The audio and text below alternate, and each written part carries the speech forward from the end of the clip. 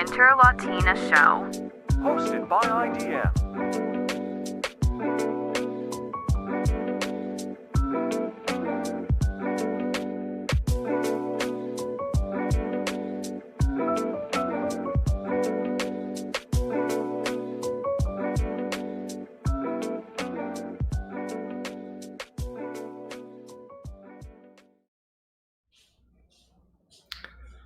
And we are live. Hello, Nina. How are you doing? Hello, everybody.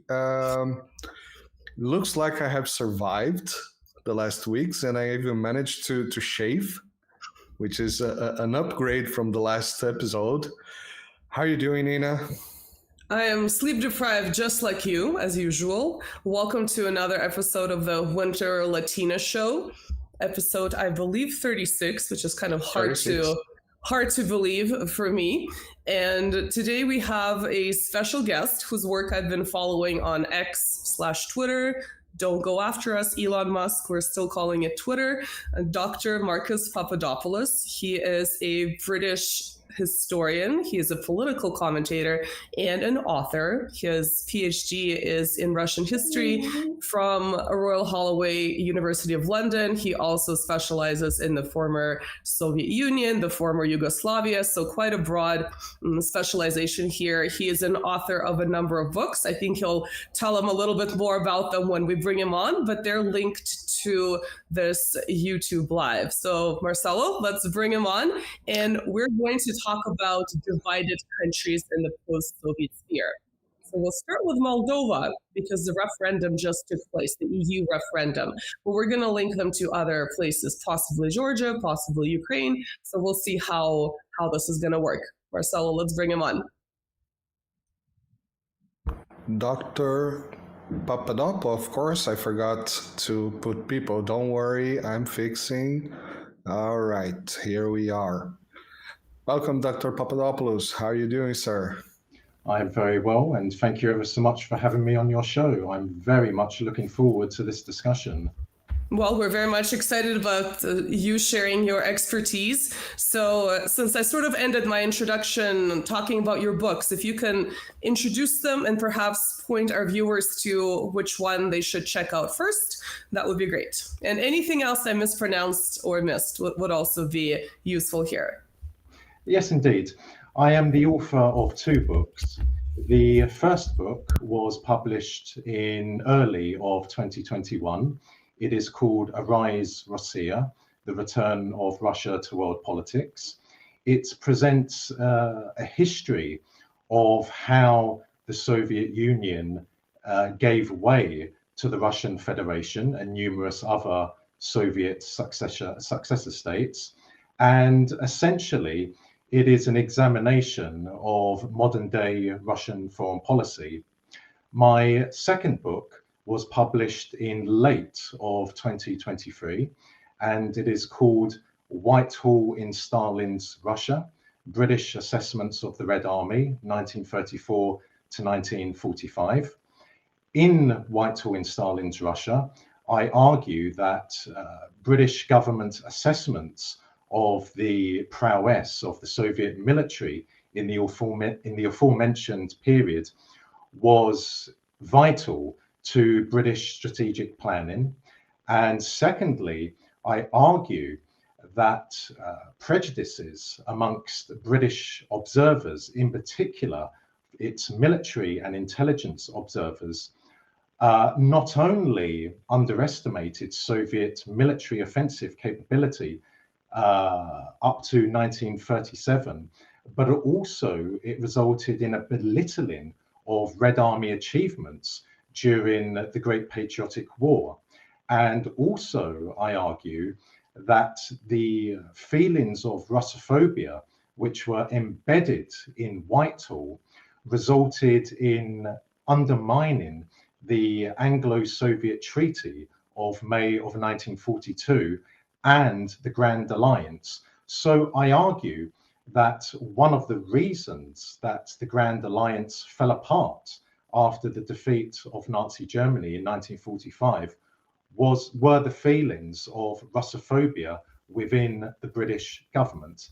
And I should have said that Whitehall in Stalin's Russia is based on archival research. So primary source evidence, Foreign Office documents, military documents, intelligence documents, economic documents, all obtained and read at the National Archives in Kew, London.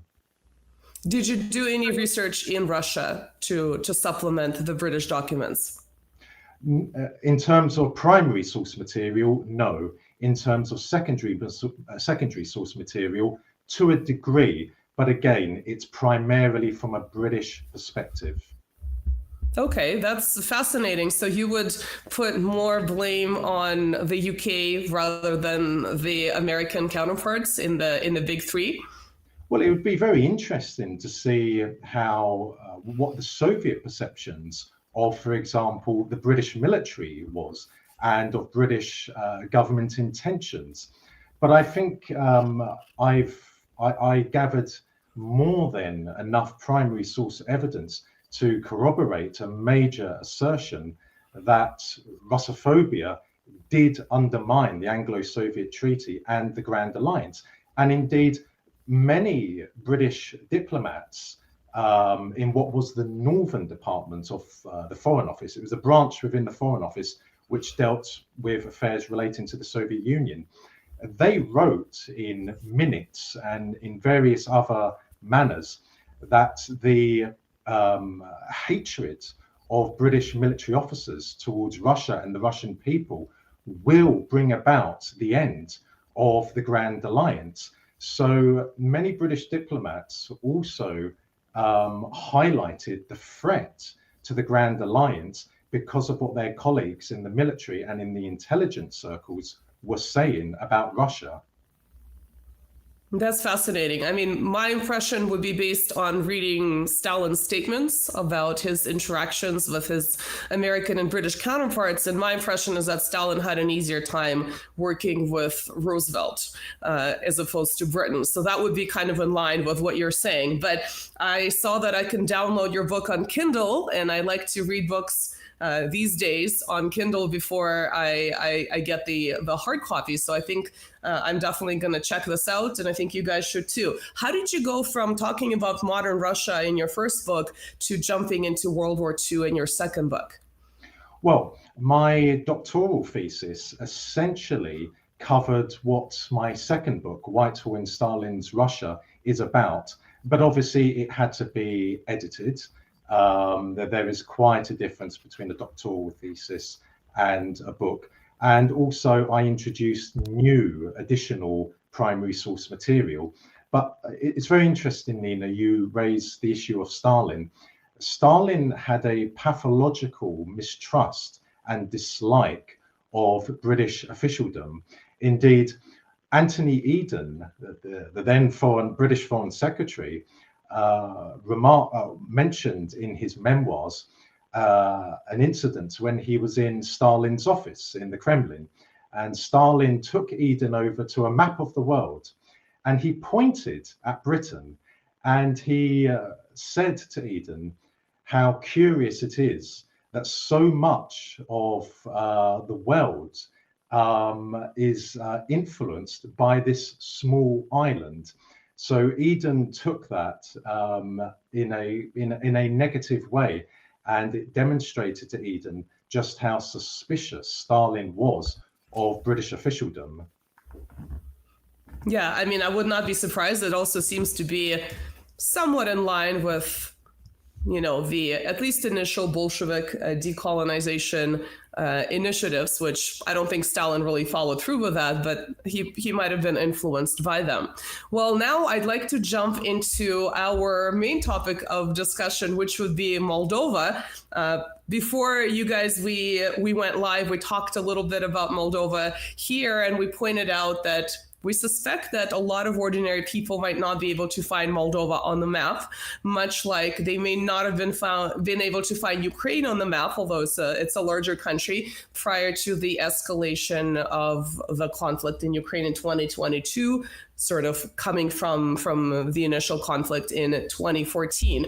So I think to understand Moldova as a post-Soviet country, and also to understand this really, really close almost 50-50 results in this EU referendum, which in my opinion was manipulated very brazenly, from jailing the opposition to allowing the Moldovan diaspora to vote in some countries, but not in Russia. And the result is still very, very narrow and very close. I think this speaks to a broader issue in some of these post-Soviet states, where some people are in some ways still looking toward Russia, and some of them are Russian speakers, but not necessarily. And other people are looking towards the EU, even after the entire fiasco with Ukraine, which is obviously ongoing. And I think to do so, Dr. Marcus, we might have to look a little bit at the history of that country, especially for people who may not know much about it. Indeed. Please allow me, Nina, to set the scene. First of all, the Soviet Union did not collapse. Rather, the Soviet Union was dissolved. Collapse and dissolved are two very different things. So, the Soviet Union was dissolved by three treacherous Soviet politicians, namely Boris Yeltsin of the Russian Soviet Federative Socialist Republic, Leonid Kravchuk of the Ukrainian Soviet Socialist Republic, and Stanislav Shushkevich of the Belarusian Soviet Socialist Republic. Those three politicians ignored the will of the Soviet people, which had been expressed in March of 1991, because in March of 1991, there was a national referendum in the USSR in which the Soviet people were asked, do you wish to preserve the Union of Soviet Socialist Republics? 76% of the Soviet people voted in the affirmative, namely to preserve the Soviet Union. Now, the Baltic states, Moldova, Armenia, and Georgia did not participate in that referendum. The Baltic states chose not to participate because they did not accept Soviet jurisdiction over their republics. Moldova did not participate because there was internal ethnic strife in the republic at the time. Armenia did not participate because it was in conflict with Azerbaijan, and Georgia did not participate because three parts of the country had broken away, namely South Ossetia, Abkhazia, and Adjaria. So 9 out of the 15 Soviet republics participated. In the Ukrainian Soviet Socialist Republic, over 70% of the population voted to preserve the Soviet Union. In the Belarusian SSR, over 90% voted to preserve the Soviet Union. In Soviet Central Asia, such as Kazakhstan and Turkmenistan, in excess of 90% of the population voted to preserve the Soviet Union. But in December of 1991, the aforementioned Yeltsin, Kravchuk, and Shushkevich ignored the will of the Soviet people and dissolved the Soviet Union. So again, when you hear someone say the Soviet Union collapsed, be it an American commentator, a British commentator, or indeed a Russian commentator, that is inaccurate. The USSR was dissolved. Now, turning to Moldova, prior to 1992, Moldova had never been an independent country. It had been, first of all, a part of the Russian Empire, then Romania, and then it became a part of the Soviet Union. Moldova is an ethnically diverse country. On the left bank of the river Dnistra, It is mainly inhabited by Russians, Ukrainians, and some ethnic Moldovans. On the right bank of the river Dnistra, it is mainly inhabited by ethnic Moldovans and also a people called the Galgos, who are Turkic in origin, but are adherents to the Orthodox faith. In excess of 80% of Moldova's population belong to the Moldovan Orthodox Church, which is part of the Russian Orthodox Church. The rest of the population, largely speaking, belong to the Bessarabia Orthodox Church, which is part of the Romanian Orthodox Church. These are very important actualities for people to be aware of. Russia today, and for many years now, has been the dominant outside power in Moldova, not just in Transnistria, which broke away from Moldova in 1992, but in the whole of Moldova. So Russia is the principal supplier of energy to Moldova and is the principal investor in Moldova, coupled together with the reality that there are approximately 400,000 Moldovans living and working in the Russian Federation. So you can see how Russia is the outside dominant force in Moldova, and also the cultural attachment that many Moldovans, ethnic Moldovans included, have towards Russia is very clear, because as I said, most Moldovans adhere to the Russian Orthodox faith, and many Moldovans will always be in gratitude to how the Russian Empire liberated the region, which was at one point known as Bessarabia, liberated the region from Ottoman rule. So when you hear someone in the Western world, be it a politician or a mainstream journalist, who are simply useful idiots of the Western ruling elites, say that Russia is an alien country in Moldova, that is preposterous nonsense. It is completely unsubstantiated, and it is a lie. Today, Moldova is a battleground between Russia and the West. When I say the West, yes, we can talk about the European Union, but essentially it's Russia, it's America and NATO. So that is why at the moment the Western ruling elites are trying to weaken Russia's predominant position in Moldova.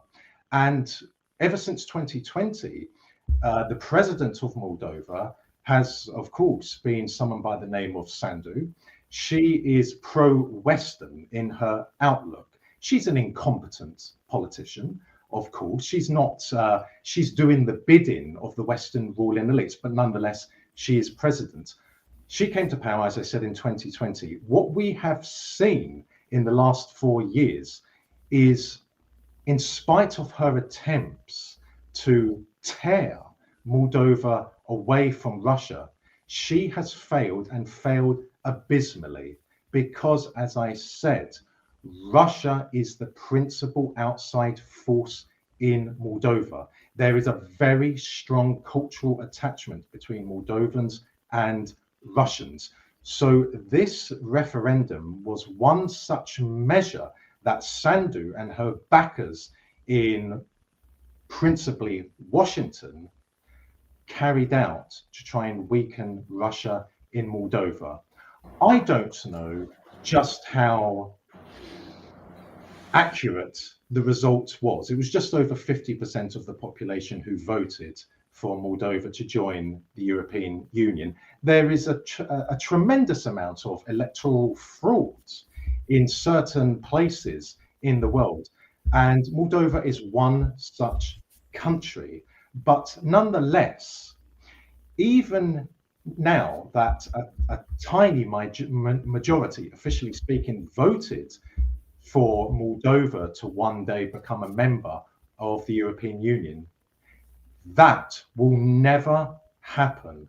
As I've been saying for some 20 years now, Ukraine will never become a member of NATO, and Moldova will never become a member of the European Union. So it's interesting that, Marcel, did you want to ask a question? Go ahead. I would just like to jump in for a second because there was while Dr. Papadopoulos was making his case for Moldova, there was a comment here from Alan Bailey that he said, "I know a handful of Moldovans are all sympathetic to Russia." The fix was in the vote concerning voting, of course. And just to point out that just before we jump in on the live stream, we were chatting about exactly this, that I had, of course, I'm not making a scientific theory here because I have one example, but my neighbor was Moldovan, and the impression that I had was that they were all right with Russia. He had no problem with that. He was Russian speaker. He was Ukrainian speaker. He was actually married to a Ukrainian woman.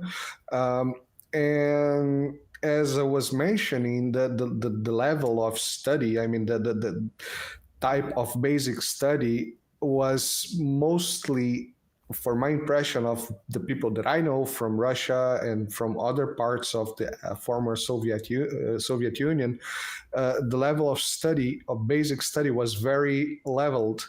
It doesn't mean if you're a PhD in high energy physics or you work in the construction, the level of basic instruction was very equivalent, and that was extremely interesting for me. And to point out about the referendum, this point that you raised, Nina, was amazing to me because I haven't heard anyone talk about this. That, yeah, it was the diaspora that lives in the European Union was able to vote for it, but the diaspora that lives everywhere else was not able to, especially Russia, of course, which is the main country for a diaspora of Moldovans. They were not able to vote for this or anywhere close to it. And the point was that yesterday I was listening to Alex Cristoforo from the Duran, and he was exactly explaining, he didn't say that, which caught my attention, but he was explaining exactly that the referendum took part and the no was winning, very, very winning. And when the day changed and the diaspora was able to vote on, Europe, then the vote flipped.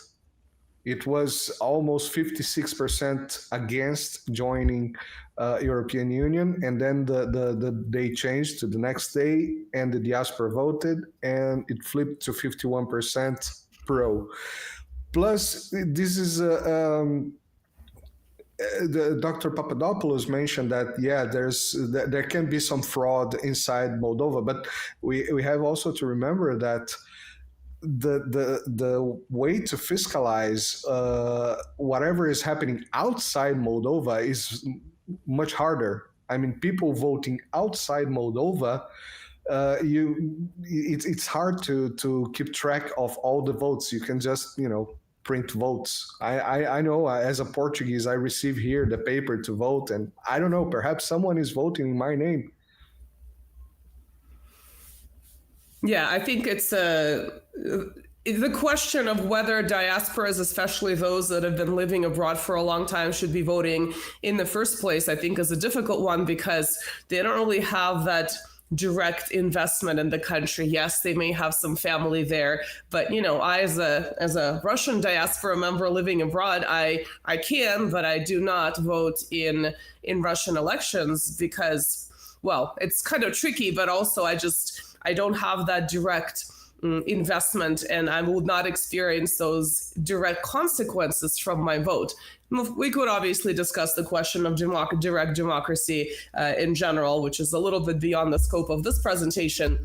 But that's one thing. Obviously, the fact that one diaspora is allowed to vote and the other diaspora is not allowed to vote is sketchy, to say the least, which you would not see that mentioned in the mainstream Western media coverage, maybe buried somewhere at the end of an article. But the one quote from Maya Sandu going around in all this coverage in the Western media is, quote, "Criminal groups have attacked our country with tens of millions of euros, lies and propaganda, using the most disgraceful means to keep our citizens and our nation trapped in uncertainty and instability," end quote. And so it's very interesting that, of course, then all of these articles go and make these thinly veiled insinuations about the Russian influence, much like Dr. Marcus was just talking about, like Russia has just randomly swooped in there and has never had any kind of, say in that particular region. But obviously they're not questioning any of this other sketchy stuff that went on with this referendum. And again, despite all these sketchiness, the results are very, very narrow. And even, Reuters and New York Times were forced to admit how narrow this European choice was. And I mean, we saw Ursula going on her X/Twitter talking about the Moldovan European choice, but we actually know that in reality, this is really not the case. So what I'd like to hear from you, Dr. Marcus, is whether you can draw some parallels to the Ukrainian situation. You just mentioned that Ukraine will never be in NATO. You said Moldova will not be in the European Union, but whether you can talk about that weaponization of certain elements of each of these two societies and what that turned into. America and Russia are the two superpowers in the world. Whether people like it or not, both countries must have an area which is close to their borders, which falls within their influence. So in the case of America, Canada falls within its influence. Mexico falls within its influence, and most of Latin America, with some noticeable exceptions, falls within its influence. That is the reality. That is realpolitik. Whether people like it or not, that is how it is. The same applies to Russia. Russia will not tolerate anyone attempting to gain a foothold in the former Soviet space. Now, the West achieved a foothold in the Baltic states, but that was at a time in the early 2000s when Russia was still reeling from the dissolution of the Soviet Union. If the Russia then was the Russia of today, then Moscow would have been able to prevent NATO or prevent the Baltic states from becoming members of both the European Union and NATO. But alas, that is water under the bridge. In regard to countries such as Moldova, or indeed Georgia, or indeed Ukraine, these are countries which are imperative to Russia's national security. The Americans objected profusely to when the Soviet Union deployed ICBMs in Cuba in 1962. Whatever you think of Khrushchev's motives, one of them being to counter the fact that America had nuclear warheads in Turkey, and of course Turkey shared a border with the Soviet Union. Nonetheless, the Americans strenuously objected to the presence of Soviet ICBMs in Cuba. Well, why should Russia allow America to be the dominant force in its backyard, so to speak, such as Ukraine or Moldova or Georgia? Why? Russia is a superpower. If people in America don't like that, if people in Britain don't like that, well, that's tough. That's the reality. And I personally feel that with two superpowers in the world, this actually ensures a great degree of stability in the world. Because look what happened after the Soviet Union was dissolved. America took advantage of the horrific situation that Russia was in the 1990s, politically, economically, and socially, to gain Western global supremacy. That was a very dangerous period. And of course, it went into the 2000s with, for example, the American illegal and unprovoked war of aggression against Iraq.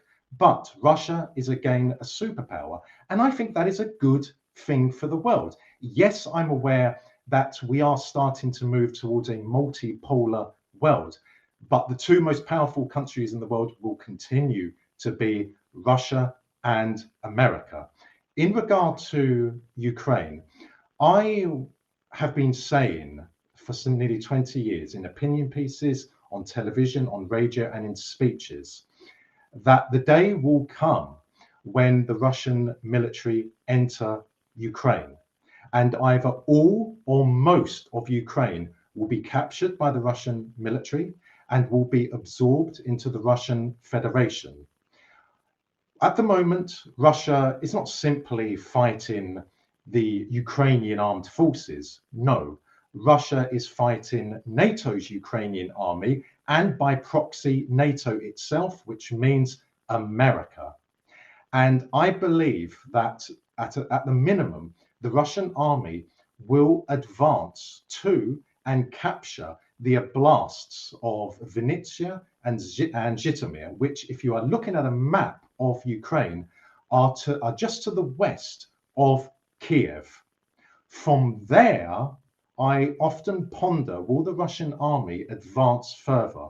Because in that part of Ukraine, which is historically known as Eastern Galicia, that is where you find fierce anti-Russian sentiment.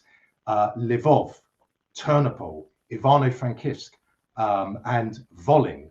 Now, Transcarpathia is different. There you find a lot of pro-Russian sentiment, but nonetheless, in the westernmost part of Ukraine, it is fiercely anti-Russian. And that is because the region was for many, many years ruled, first of all, by the Poles, the Lithuanians, the Austrians, and then the Poles again. So there is a lot of Austrian blood there, a lot of Polish blood there, which is reflected by how a lot of the population are Catholic.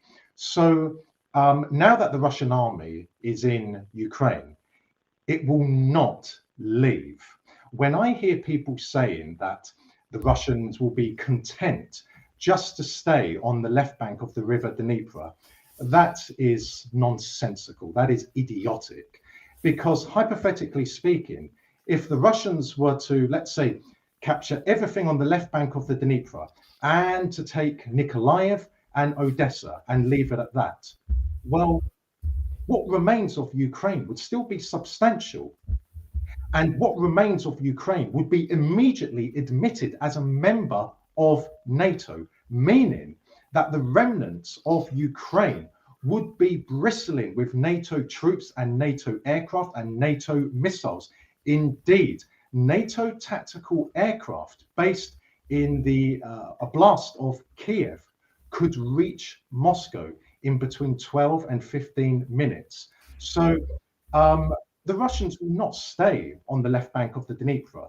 As the Soviet army did at the end of 1943, the Russian army will cross the river Dnieper. And as I said, at a bare minimum, will go to and capture Zhytomyr and Vinnytsia. And by doing that, then the Russians will look at the map and say, well, we have neutralized the threat to Russian national security. We have neutralized the threat to the Russian strategic nuclear deterrent.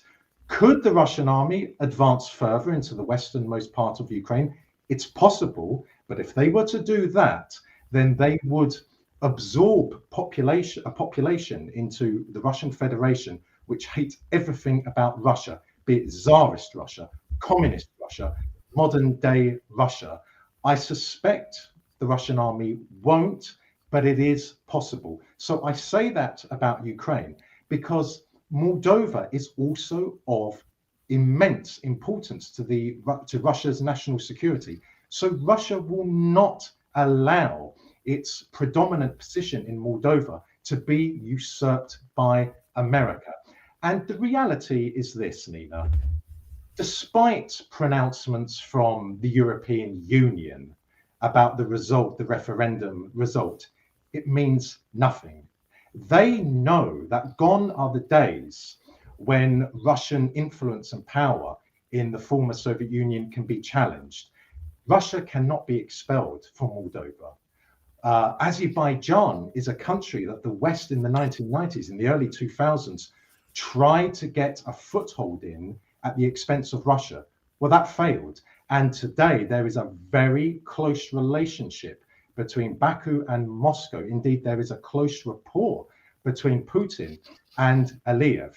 In Georgia, we see now a complete reversal from the days of Saakashvili, which inflicted tremendous damage on the fraternal relations between the Russian and Georgian people. Again, many Georgian people will always be grateful to Russia for having liberated Georgia from the Ottomans.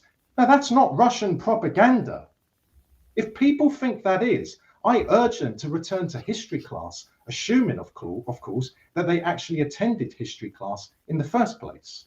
And when it comes to Armenia, yes, there is a prime minister there who is flirting with the West, but like Sandu in Moldova, he will never be able to remove Armenia from Russia's sphere of influence. Impossible. And in Central Asia, that is well and truly within Russia's sphere of influence. And indeed, after the dissolution of the Soviet Union, people across Central Asia were very angry with Russia. Why? Because they felt that they had been abandoned by Russia. Kazakhs, Turkmen, Tajiks, etc., look to Russia as an elder brother. Again, that's not Russian propaganda. I urge people to go to Central Asia and see for themselves. So yes, there is obviously a war in Ukraine. And I have no doubt that, as I said, the Russian army will capture either most or indeed possibly all of Ukraine.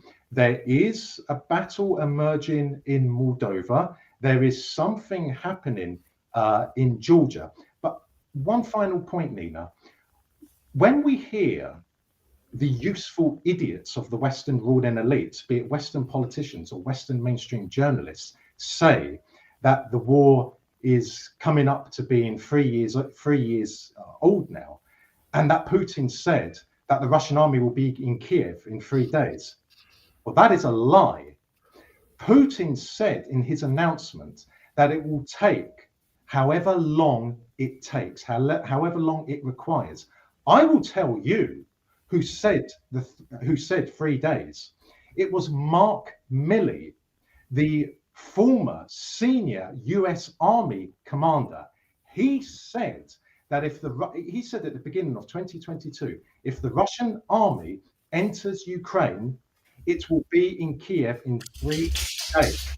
Putin never said that. No member of the Russian High Command said that. It was Milley who said that. So we see all the time opinion pieces in American newspapers or British newspapers, or the lie being told on BBC News or CNN that Putin said 3 days the Russian army will be in Kiev. No, that is not true. Again, people don't have to take my word for it. Take to the internet, put in Mark Milley, put in Kiev 3 days, and you will see that it is he who said that and not Putin or any other Russian official. Yeah, thank you for clarifying that. That's definitely an important point because it's made and then it's referring to, another article that made this point without really citing the original source. And of course, if Russia had been using American methods of carpet bombing, perhaps the timeline would have been a little bit different. We've all seen that Russia has been much more mindful of civilians to the best of its ability and which is, one of the reasons why this war is taking a long time. But obviously, other commentators would position this as a war of attrition, where it's a deliberate tactic beyond civilian concerns. So based on your summary, I have two questions, but they're unrelated. So my initial question is, I think you're the first person on our channel that brought up the question of going beyond the left bank of Dnieper in Ukraine. And my question is leaving a smaller territory, the anti-Russian territory of Galicia, etc., is that not still leaving a problem of having this buffer state for NATO? It's going to be smaller, but it's still going to be there. My second question is unrelated, so let me know if you want me to repeat it once you answer the first one. You talked about Georgia, and usually the Moldova referendum, the way it's been covered in this media, the media sort of attaches Georgia to its coverage because of the, evil Russian influence, because Georgia is about to have parliamentary elections.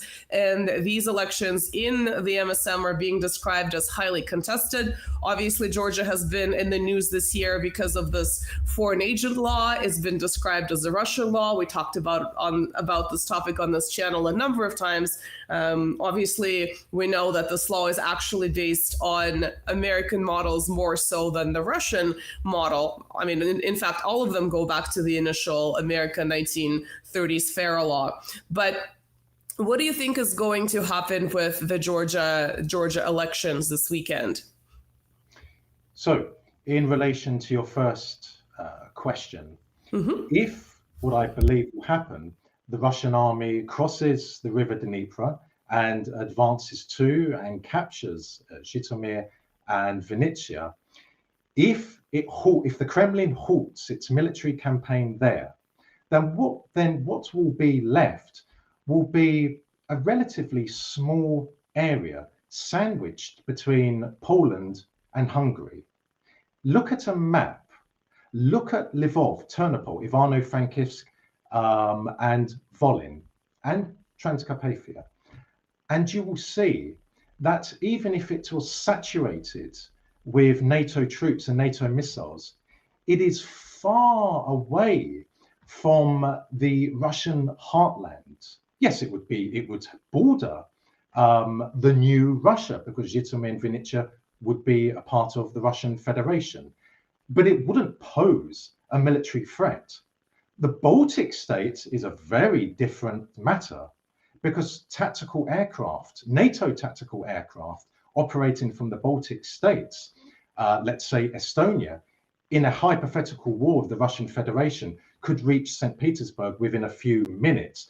So no, if the Russian army advances to and captures Vinnytsia and Zhytomyr, and the campaign is halted there permanently, then Russian national security will be preserved.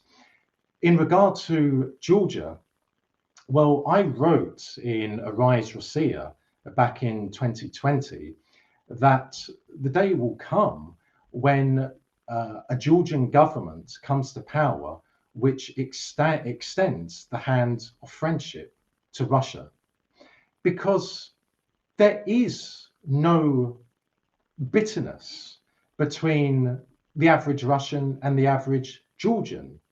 The reason why there was a war in 2008, in August of 2008, between Russia and Georgia, was because of that imbecile Mikhail Saakashvili, again, a trained American puppet who came to power in Georgia at the end of 2003 in what the West calls a color revolution, which in reality was a coup, no different to what happened in Serbia on the 5th of October of 2000, when Otpor overthrew President Slobodan Milosevic. From that point onwards in Georgia, from the end of 2003 onwards, Saakashvili, following the instructions of his masters in the West, militarized Georgia and was looking to provoke a conflict with Russia. And indeed, Georgian officials today have said, and this year as it goes, that Georgia under Saakashvili instigated that war, that dreadful war in 2008. Now, I don't believe I read or saw anything from Western mainstream media covering what the Georgian authorities said this year, that war was caused by Mikhail Saakashvili in 2008.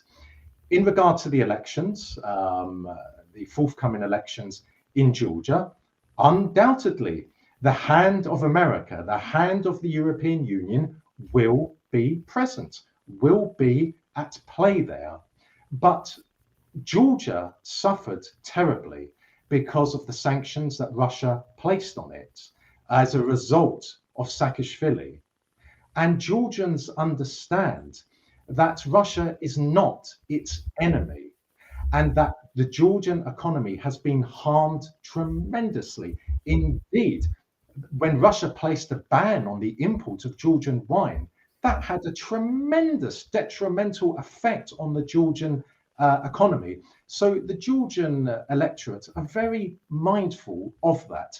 They are not naive or idiots, as Western mainstream media imply they are, as they imply everyone else in the former Soviet Union is, of course, with the exception of the Baltic states. No, the Georgian people know that they have a fraternal bond with Russia, which dates back, as I said moments ago, to when the Russian Empire liberated the Georgian people from the tyranny of the Ottomans. So, yes, there could be a clash at the forthcoming elections, depending on what the result is. But Russia is, again, the predominant outside force in Georgia. And I raised the issue of the Baltic states, and you mentioned the westernmost part of Ukraine, which is Eastern Galicia. There were only two parts of the Soviet Union which never wanted to be a part of the Union, and they were the Baltic states and Eastern Galicia. So when people in the West say that the Soviet Union was a prison of peoples, well, that is nonsense. That is inaccurate. And they never articulate that claim with concrete evidence. They forget about the March 1991 referendum. But it is true that the people of the Baltic states did not want to be a part of the Soviet Union. And Eastern Galicia, which today is the westernmost part of Ukraine, also did not want to be a part of the Soviet Union. But everywhere else, it did. Yeah, I think that's definitely important to note. But also, today, the Baltic states seem to have this amplified status that is incongruent with their actual economic power, their geographic size, as sort of this cannon fodder du jour, right, against Russia. And I think it's important to mention that the Baltic states were ruled by other countries, by Denmark, by Sweden, by Germany. Russia is not the only so-called colonial power in the region, yet for some reason when we get coverage about these countries, that sort of seems to slip the mind of whoever is writing, because it doesn't seem to fit the narrative. I think the Georgia situation is interesting. I didn't realize that this report coming from Georgia was not in the Western media. I'm not surprised, but even immediately after that 2008 war, there was an EU report. It's been covered in places like Reuters, and it happened maybe a year later or so. It's still searchable. And they concluded the same thing, that the initial, one of my giant animals decided to visit. And the report concluded that it was Saakashvili that initiated the hostilities. Nonetheless, even though this was a report not coming from Russia, not coming from Georgia, but coming from a third party, it's barely mentioned these days. And it came pretty early after that war. So I think there's documentation coming from that as well. I'd like to jump back into... Go ahead. Just before we move away from Georgia, there's this fresh reports that are circulating from the last 2 days that basically Georgia was offered to start war with Russia and hold out for at least 3 or 4 days. That's amazing. You know, you go to war, you stay there for 3 days, and then you move away to guerrilla warfare and hope for help from the West. So this was according to Bidzina Ivanishvili, founder of Georgian Dream Party, a high-ranking Western official, made such an offer to Irakli Garibashvili, who is served the as Georgia Prime Minister from 21 to 24. And the quote was, "There are three or 4 million of you. They won't be able to kill you all in a few days." That's basically it. You go there, some of you will die, not all, because you're just too many for them to kill you in 3 or 4 days. Well, I don't know, but and go to war, die. That's a good idea for your country. That's perfect for you. No, I think it's not actually that new. The leaders of the Georgian Dream Party have been mentioning this at least for a year, saying that they were basically tasked with opening a second front against Russia to drain its manpower and its supplies. And they decided that they would prefer not to be fully destroyed in this conflict because they're obviously much, much smaller and capable than the NATO-trained Ukrainian army. But yes, it's very interesting to me how open these politicians have been in the media, and that information is accessible. Sometimes it gets translated into English, not always.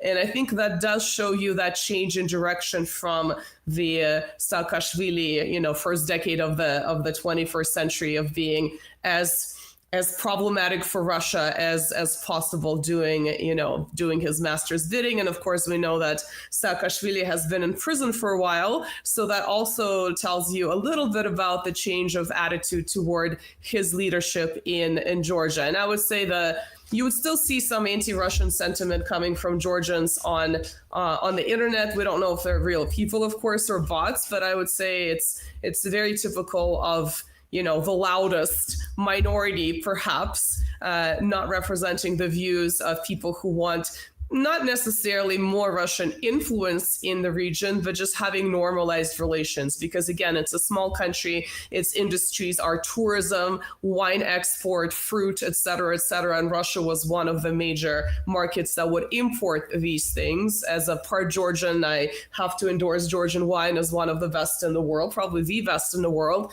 I know you live in Italy, Marcelo, you'll probably disagree with me, but I stand by my point. It's not very easy to get in North America in larger cities. So definitely, I think there's been a little bit of a realization. And I think that also speaks to Russian foreign policy of letting things play out instead of just reacting immediately. And, if you think about how long it took Russia to respond to NATO, it took 30 years or so. So I think in the case of Georgia, it's a similar trajectory of letting things be until there is a realization that whether or not you like it, you are a neighbor and you're going to have some kind of a relationship. And obviously it's mutually beneficial to have a relationship that's more amicable than not. So I would like to go back to Moldova. And again, if we're reading I'm always interested in what the Western media is saying, because it sort of presents things that are partly truthful and then leaves out information. And that's basically, a lot of times it's propaganda by omission rather than necessarily, not necessarily going and making claims that are completely false. But anyway, the two regions that they talk about are the ones that Dr. Marcus mentioned. One is Gagauzia, which is how we say it in Russian. I don't know if in English we're supposed to say Gagauzia because it has that AU. And that's the Turkic people that are Orthodox, and Western media describes them as pro-Russian, whatever that means. And then, of course, Transnistria, which is a, breakaway republic that's not really internationally recognized yet.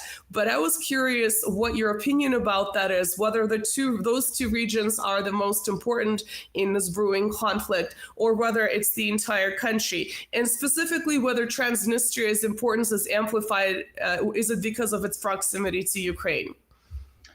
Well, going back to 1992, when Moldova emerged as an independent country, the Moldovan government offered autonomy to the Gagauz people, and they accepted that.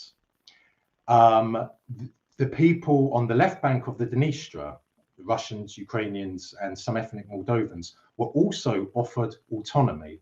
But Tiraspol, the capital of became Transnistria, left bank of the river Dniester, rejected autonomy. That resulted in the war after Transnistria was formed, and then in the summer of 1992, the Russian army arrived and brought the war to an end. But the Russian government hasn't recognized Transnistria as independent, and there is a reason for that.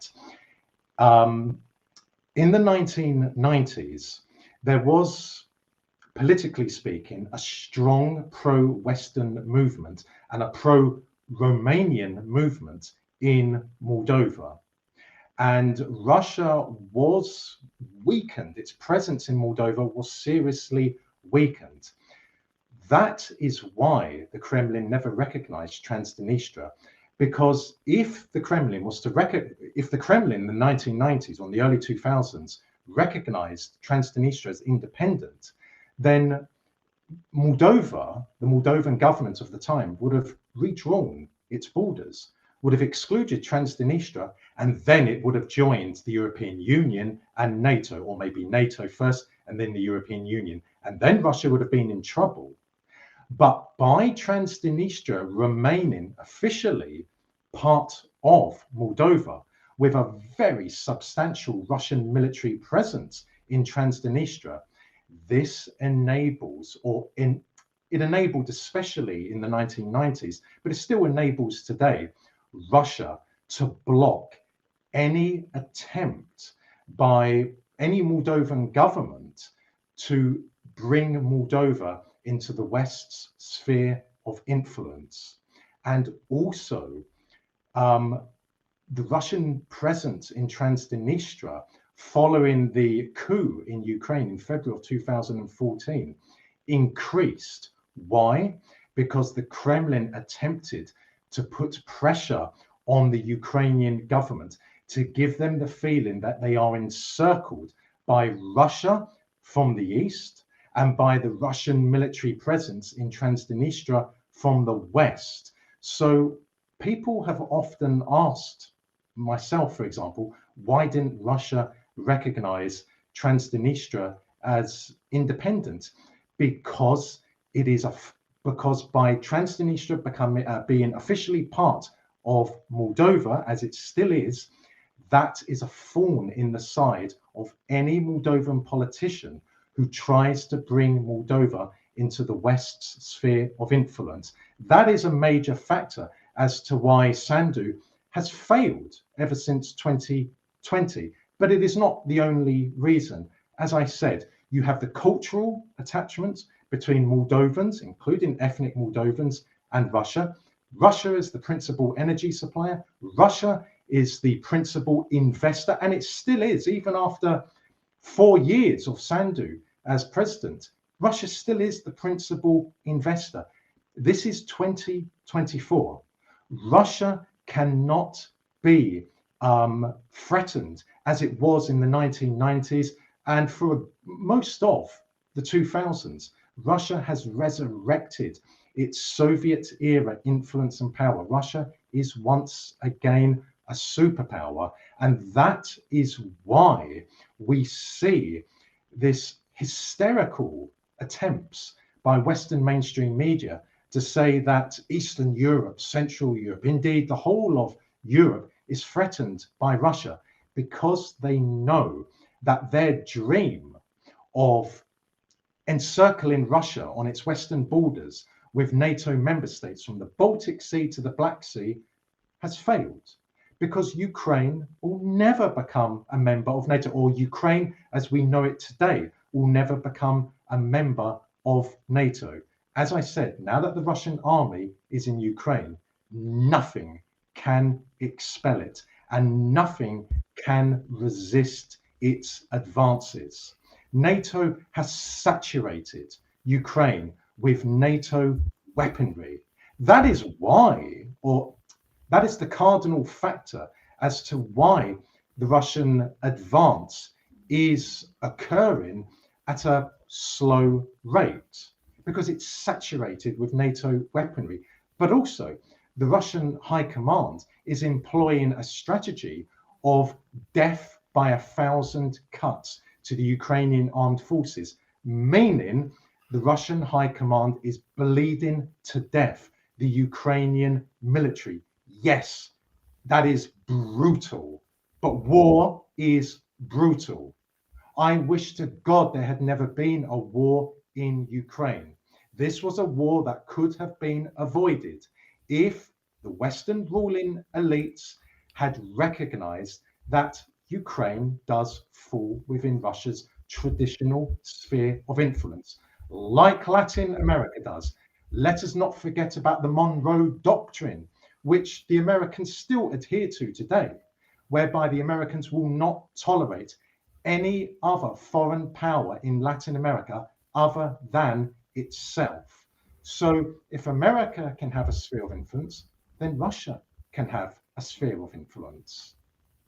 Well, I think you can also go even farther or further with the question of the Russian sphere of influence, because America did not have control of Latin America by integrating those people and having, historic populations of Americans living there, whereas in the Russian case, whether through the Russian Empire or the Soviet Union, there are much, much, much deeper roots. And obviously in some cases, like Ukraine, which we've, discussed so often on this channel, the connections go back centuries. Families in Russia have families across the border in Ukraine even today. So it's a more, if a claim can be made about a sphere of influence, I would say in the Russian case, it goes beyond security interests and it involves these deep cultural, historic connections. So I would like to jump into the question of NATO. On this channel, we've had very different perceptions of this organization. Some people think that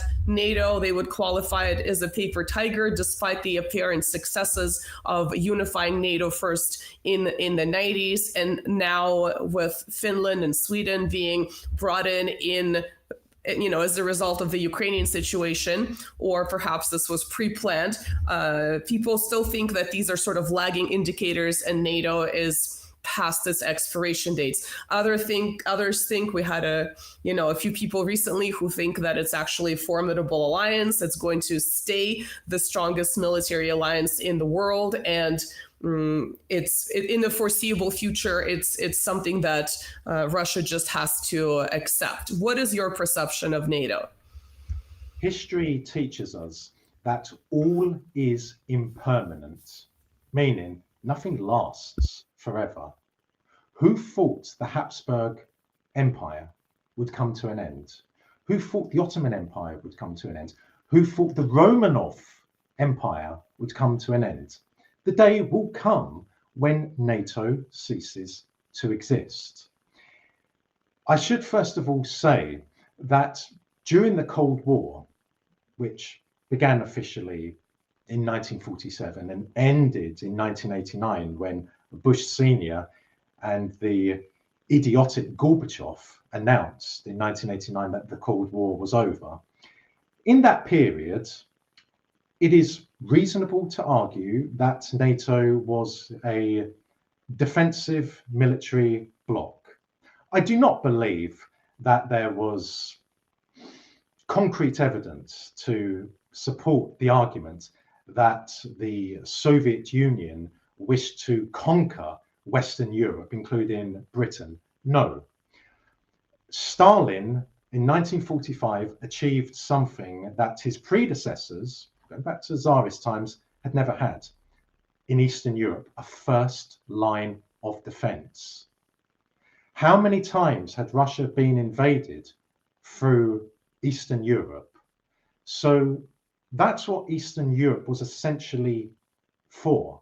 It was a first line of defense. So if Russia, or Soviet Union as it was then, was to be attacked, whichever army attacking it would have to come through the Soviet satellite states of Eastern Europe. I should also say that Stalin was not a revolutionary. He did not have to withdraw the Red Army from Vienna. The Red Army captured Vienna. He didn't have to withdraw it, but he did, because he wanted the Grand Alliance to continue. Stalin did not have to allow the British and the Americans and the French to come to Berlin. After all, the Red Army captured Berlin. The campaign to capture Berlin incurred 300,000 Soviet casualties, of which 100,000 were fatalities. But he did allow them, the Western powers, to come to Berlin. Why? Because he wanted the Grand Alliance to continue. Stalin was not a revolutionary. But I digress. I do think it's a reasonable argument that during the Cold War, yes, NATO was a defensive military bloc. But after the dissolution of the Soviet Union, NATO took on a very different appearance. In practice, NATO became a weapon for ensuring American dominance of the new Europe, for example, with the Western Balkans, the former Yugoslavia. In 1999, NATO bombed criminally, illegally, murderously, the Federal Republic of Yugoslavia, which comprised Serbia and Montenegro. Now, any enlightened, level-headed human being knows that NATO's unprovoked war of aggression against the Federal Republic of Yugoslavia violated international law and the United Nations Charter. That is irrefutable. But how many people, Nina, know that by bombing, attacking the Federal Republic of Yugoslavia, NATO violated its own founding treaty? Specifically, Article 1 of the North Atlantic Treaty stipulates that NATO will never use force to resolve a dispute. And yet, in 1999, that is exactly what NATO did. So from 1999 onwards, NATO became an expansionist, aggressive, and a criminal military bloc. Again, I say to your viewers, you don't have to take my word for it. Just have a look at NATO's North Atlantic Treaty, specifically Article 1. Now, you asked me about the strength of NATO. America is NATO. NATO is America. No America, no NATO. Yes, there are some other powerful militaries in NATO, such as the French military, to a lesser extent the British military, but still Britain has a strategic nuclear deterrent, which of course cannot be sidelined. Poland has a strong military. Greece has a strong military. Turkey has a strong military. But that's about it. Montenegro? That's laughable. The Baltic states, that's laughable. Other countries, Belgium, that is laughable. Some of these countries may have a defense industry, but that's it. It is NATO is America. So if we are talking about NATO as a whole, then I would not subscribe to the argument that NATO is a powerful military bloc. But if we are talking about NATO being America, then yes, it is a powerful military bloc. When people say, whoever they are, that there could be a war between NATO and Russia, which will never happen, by the way, there will not be a World War III. That's just hysterical garbage, because there is what I call the elite of the elite in America and in Russia. People whom you will never see on television, people whose names you will never know. They have been tasked ever since the end of the Cuban Missile Crisis with preserving peace between America and Russia. They talk to each other every single day of the year. They are from the political elite, the military elite, and the intelligence elite. I'm not talking about politicians, and I'm not talking about generals in Russia or in America who you see on television. No, these people are anonymous. So there will not be a war. But when people say there could be a war between NATO and Russia, What that means in reality is a war between America and Russia. How many countries in NATO would really go to war with Russia? Would Greece go to war with Russia? The Greek government is compliant to the West, but much of the Greek population has an affinity with Russia because, of course, of a shared Orthodox identity. There are other countries which would not go to war with Russia. So I believe that following the dissolution of the Soviet Union, starting from the early 2000s onwards, NATO overstretched itself when it extended into the former Eastern Bloc. For example, Bulgaria. Outside of the former Soviet Union, who are Russians closest to in cultural terms? Well, it's not Serbs. They're very, very close, but it's not Serbs. It's Bulgarians. Bulgarians and Russians are practically the same people. Look at their culture, look at their language. Again, the Bulgarians will always remember how the Russian Empire liberated Bulgaria from Ottoman rule. So a Bulgarian government might say, we will go to war with Russia if the day comes. But would the Bulgarian people go to war with Russia? I think not. So NATO is America. America is NATO. America is a military superpower. It is a nuclear superpower.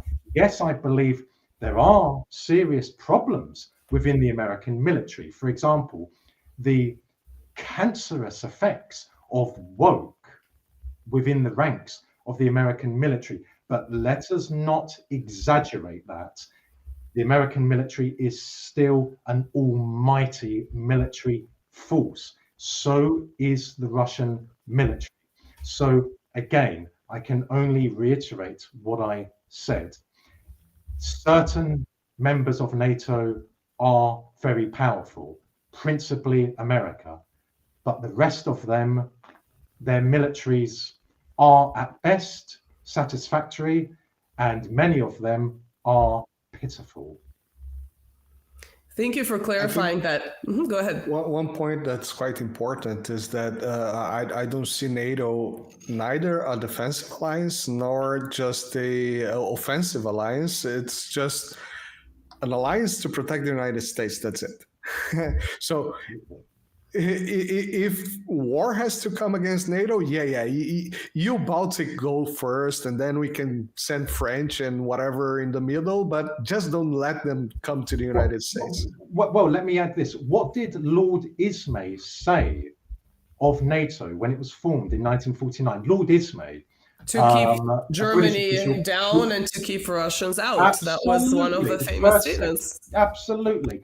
That says it all. He said it very clearly, though when he said to keep Russia out of Europe, well, that was illogical because, of course, geographically speaking, Europe ends at the Ural Mountains. But anyway, that is what Ismay said. Again, NATO is America. America is NATO.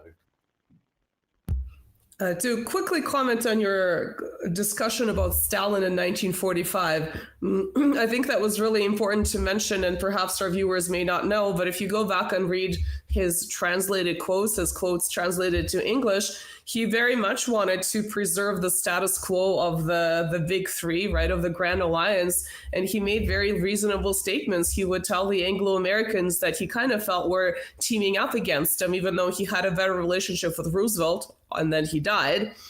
He would say things like, I'm not questioning your control over Belgium. Why are you questioning my ability to go into Poland, which the Red Army liberated? So he was trying to think of it very logically, dividing the world into the spheres of influence, partly based on what each of the armies conquered. But of course, the Red Army gave up huge chunks of what it conquered. You mentioned Vienna, you mentioned Berlin, a huge loss of life of, the Red Army soldiers.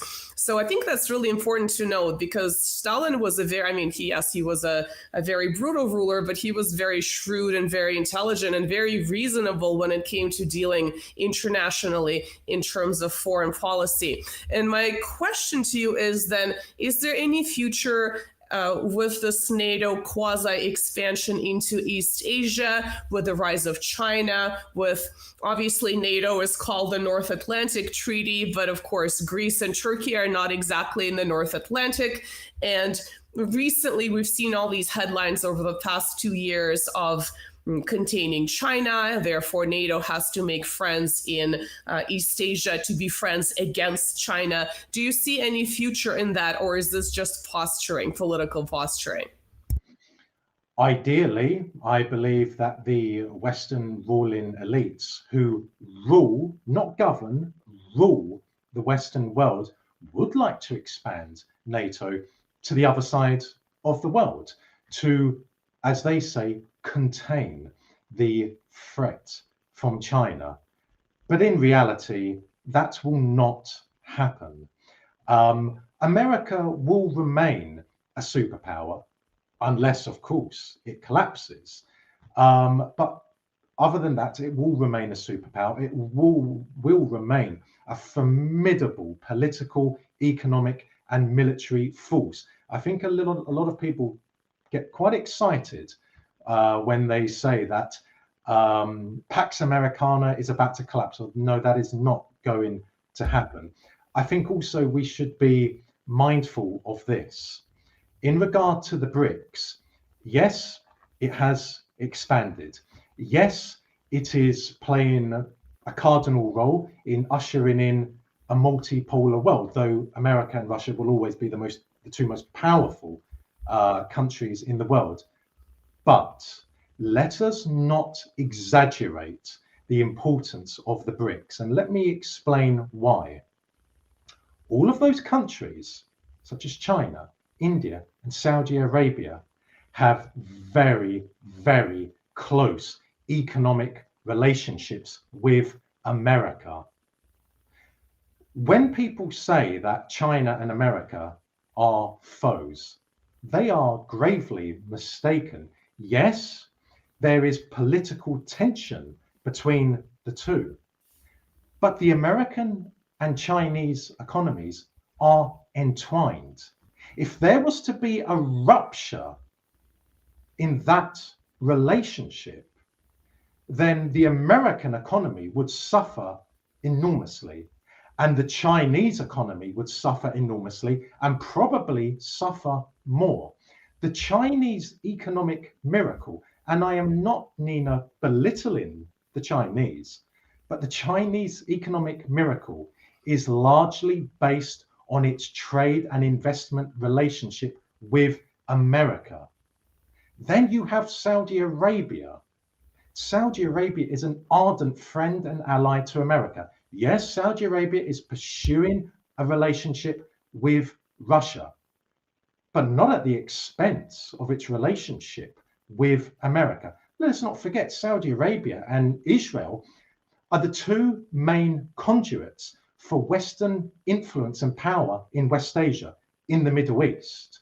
Israel and Saudi Arabia enjoy an unofficial strategic partnership with each other.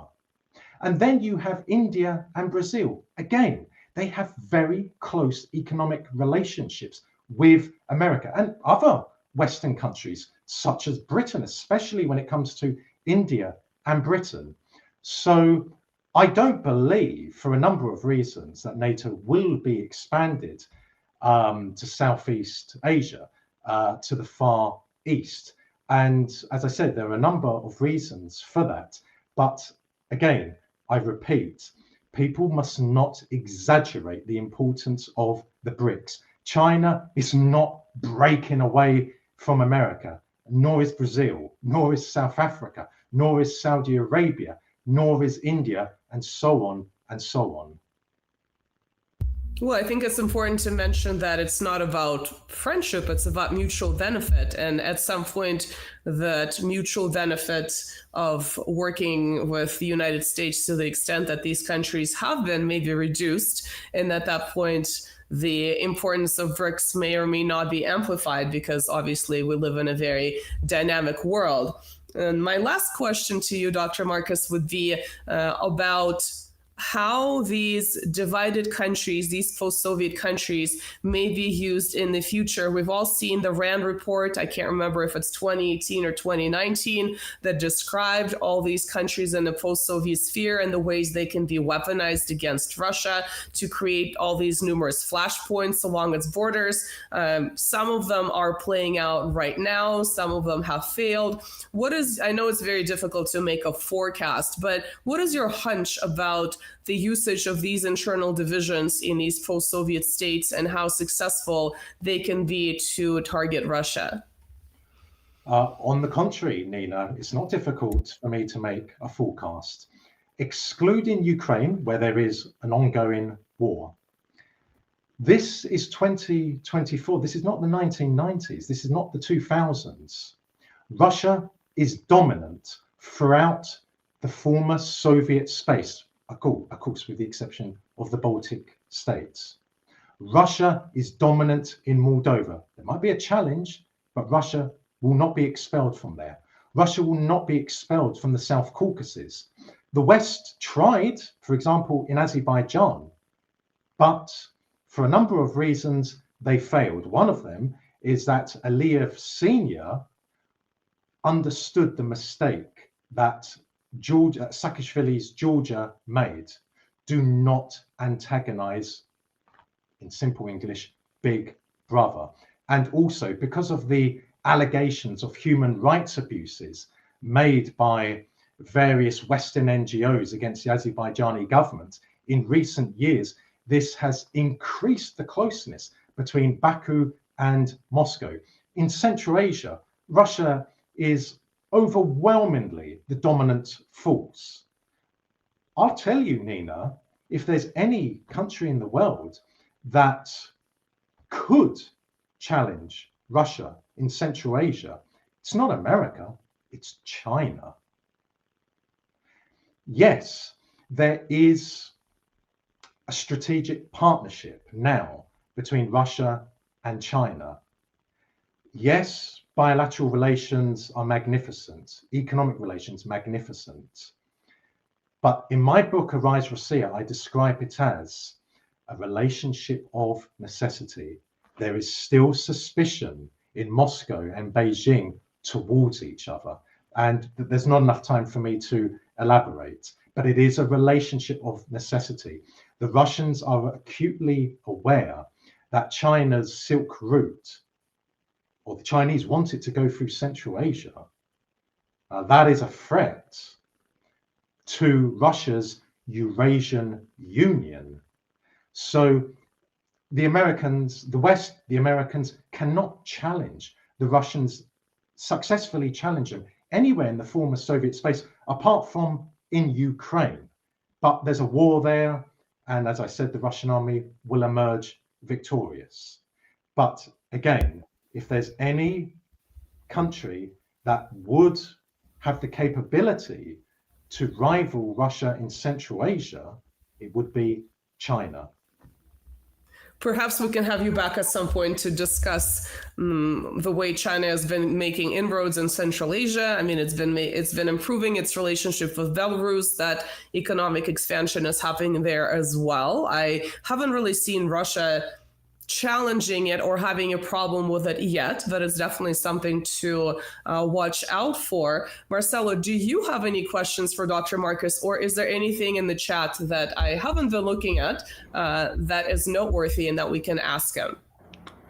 Most of the chat is mostly commentaries, comments. So no big questions here. No, I think I asked mostly everything I had in mind. I'm still checking the chat. If you have any last question, you can go ahead.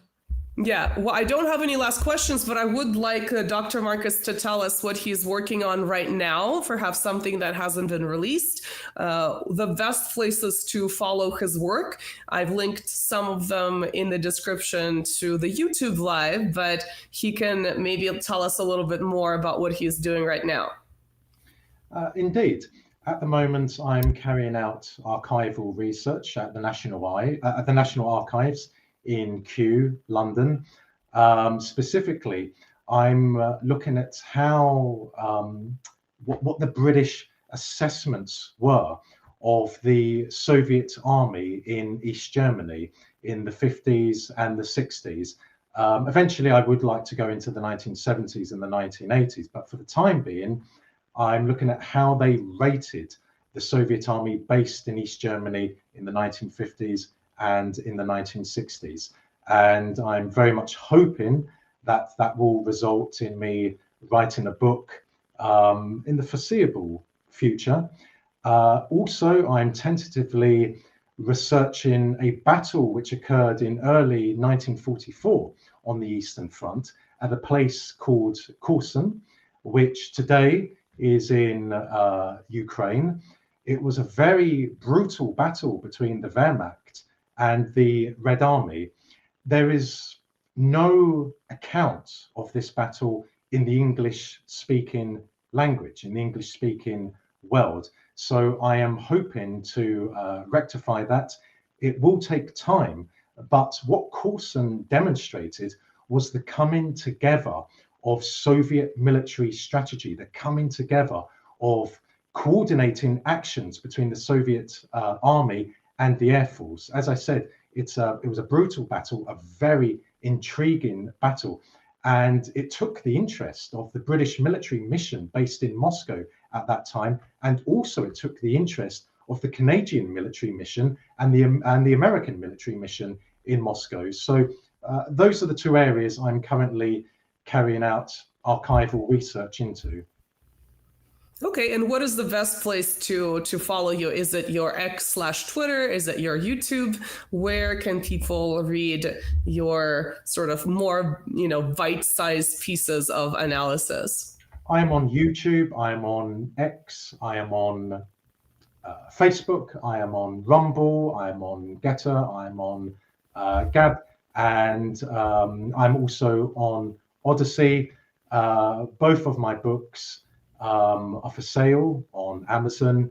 Yes, I do not like Amazon one bit whatsoever, but one needs an outlet to sell one's books from.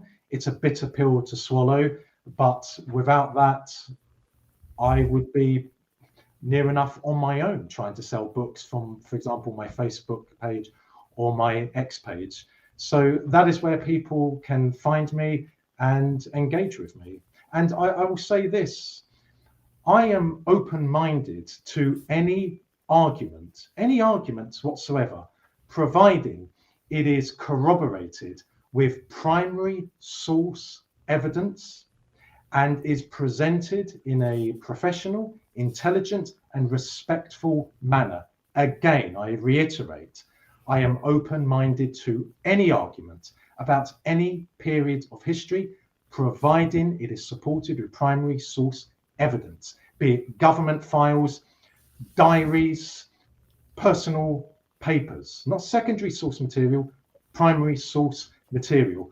I want to see documents from the time, official documents, and therein lies something that Western mainstream media never presents to support its claims, if you can even call it a claim, because a claim, by its very definition, means it has supporting evidence, concrete evidence. Western mainstream media never uses primary source evidence to support its claims. So that is why we should be different to Western mainstream media. Always insist on seeing documents from the time. Yes, this is the historian in you speaking, and I think it highlights a really important point that despite all the problems in the Western academia, specifically in North America, which is where I can draw my experience from, historians are generally more reasonable because they have a higher burden of proof, like going to the archives, than journalists or people that are only using secondary sources. So there is a really big disconnect between people that would write, let's say, the history of the Soviet Union, even from a politically charged perspective in the West versus a journalist that would be covering the same topics with very little primary source information. So that's a really important point to make. Well, thank you, Dr. Marcus. We would love to have you back. This was very elucidating. You made a lot of really cogent points, very specific points. Again, I know this is the historian in you speaking. Marcelo, any parting words? Thank you very much, Mr. Dr. Papadopoulos. And remember that we're going to release all the links on the description. If you like, remember to like. If you don't like, well, don't like. And see you guys next time. Yeah, we'd love to have you back. Thank you, Dr. Marcus. And thank you, everyone else, for watching. See you in the next episode. Bye-bye. Bye, guys.